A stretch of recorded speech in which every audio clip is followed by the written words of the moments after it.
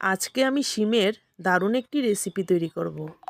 যারা শিম খেতে ভালো পান না তারাও কিন্তু এই রেসিপি দেখার পর আজ থেকে শিম খাওয়া শুরু করে দেবেন। তো গাছের মধ্যে খুব সুন্দর করে শিম ধরেছিল, তো আমি এখান থেকে কয়েকটা শিম পেড়ে নিয়ে আসলাম। তো শিমগুলোকে ধুয়ে কেটে ভালো করে পরিষ্কার করে নিলাম। তারপর কড়াইতে অল্প একটু তেল দিয়ে প্রথমে দিয়ে দিলাম শিমগুলো, তারপর দিয়ে দিলাম 7-8টে কাঁচা লঙ্কা, তারপর দিয়ে দিলাম 8-10 কোয়া রসুন।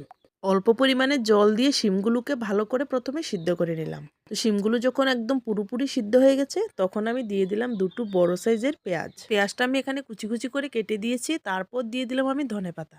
তো ধনেপাতা আর পেঁয়াজ শিম সমেত ভালো করে একটু হালকা ভেজে নিলাম। তারপর শিলনোড়ার মধ্যে ঝাঁকানাকা করে শিমগুলোকে আমি সুন্দর করে বেটে নিলাম। উপর থেকে একটু কাঁচা তেল দিয়ে আর একটু ভালো করে মাখিয়ে নিলে রেডি আমার শিম ভর্তা। রেসিপিটি ভালো লাগলে অবশ্যই আমার চ্যানেলটিকে লাইক, কমেন্ট, শেয়ার করতে ভুলবেন না, আর একটা সাবস্ক্রাইব কিন্তু অবশ্যই করে দেবেন।